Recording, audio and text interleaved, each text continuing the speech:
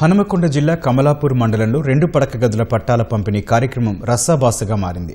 గూడూరులో పలువురు లబ్ధిదారుల గృహ ప్రవేశ కార్యక్రమానికి గృహ నిర్మాణ శాఖ మంత్రి పొంగులేటి శ్రీనివాసరెడ్డి, రవాణా శాఖ మంత్రి పొన్నం ప్రభాకర్, ఎమ్మెల్యే పాడి కౌశిక్ రెడ్డిలు పాల్గొన్నారు. ఇండ్ల పట్టాల పంపిణీ సమావేశంలో ఎమ్మెల్యే పాడి కౌశిక్ రెడ్డి మంత్రుల ప్రసంగాన్ని మధ్యలో అడ్డుకొని ఈ అభివృద్ధి కేసీఆర్ హయాంలోనే జరిగిందని అనడంతో వివాదం తలెత్తింది. కాంగ్రెస్ బారాస కార్యకర్తల మధ్య నినాదాలు హోరెత్తాయి.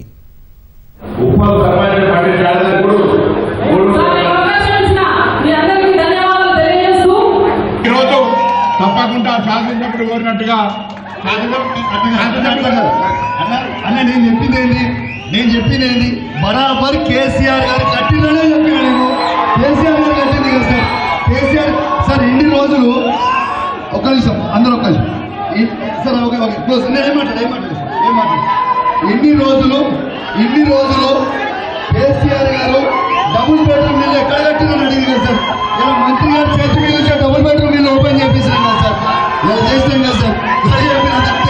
మిమ్మల్ని ప్రభాకర్ మిమ్మల్ని అయితే రిక్వెస్ట్ చేస్తా, కంప్లీట్ చేస్తే చేయాలని రిక్వెస్ట్ చేస్తాను. Thank you very